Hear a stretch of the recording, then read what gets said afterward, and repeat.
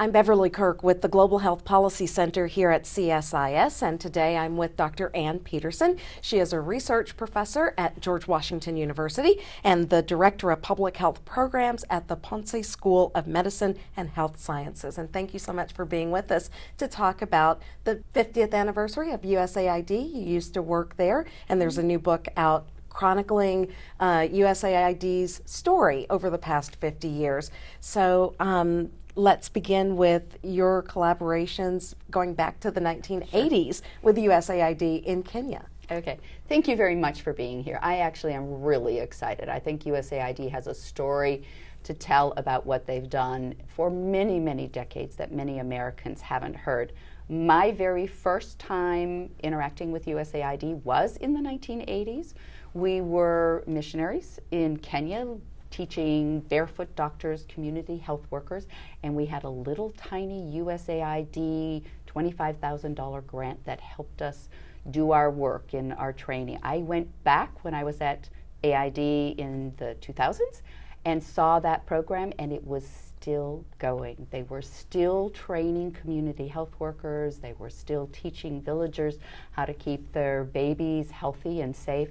So it's just awesome to have that 25-year period of time to see what was started by USAID and how it continued to transform lives. Talk a little bit about how things changed over the course of that time period. I'm sure what you started with is very different than what's going on today. Yeah, the book sort of chronicles some of the changes both in philosophy and programmatic ways of doing business.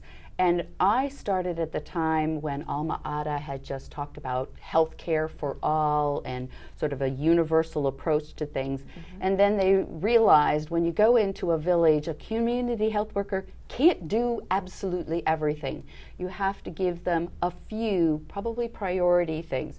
So there, in the 80s, there was a shift from primary care doing everything to what they call selective primary care, so vaccinations, clean drinking water, and we were right at the transition of that.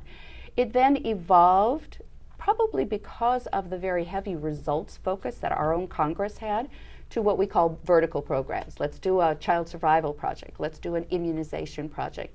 So in the late 80s to 90s, there was a lot of disease-specific programming. And then in the 2000s, we had the big AIDS initiative, which is obviously very disease-specific. And beginning to realize we'd gotten very good at our scaling up our programs in special disease areas.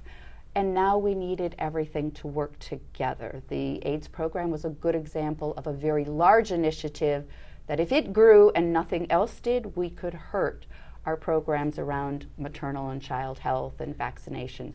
So it really brought again, that sort of universal, holistic way of doing business back. So there was that whole transition, starting general, becoming more specific, and all the way back again to a systems approach in the current sort of approaches. You mentioned maternal and child health, and I want to ask you about that because there have been some pretty significant accomplishments in that area. Could you talk about a couple? Oh, I'm so excited about the child and maternal health programs. When I lived in Kenya, 1 out of 4 children died before their 5th birthday in the area that I was working. Better in some places, worse in other places. I mean, that's just horrific to have a baby and know that you have a 1 in 4 chance of dying is terrible. So we did a lot of child health interventions, and they were really good. The vertical programs really did get results. By the time I got to USAID in 2001, it had been 16 million children were dying every year. It was down to around 11 million. That's an improvement of 5 million kids every year who no longer died because we were doing preventive. And during the course of my time there to now, we're down to just over 6 million. We have just made phenomenal accelerated progress. So the first 20, 30 years was a decrease in 5 million, and we've already done it again in another decade. So the improvements have even sped up, and I think that it's a success story that most people don't know. When I was in Afghanistan, we were talking about USAID's programs in maternal and child health, and I was in a room with the shura, all the Muslim elders in this community, and there'd been a health clinic brought into their area with prevention programs. And they said to me, our women are no longer dying in childbirth, our children are staying alive and healthy and growing up to be able to go to school. This is the peace dividend. And I thought, what a legacy for USAID. And in my career, I've seen it go from terrible to so improved in many places. Dr. Ann Peterson, thank you so much.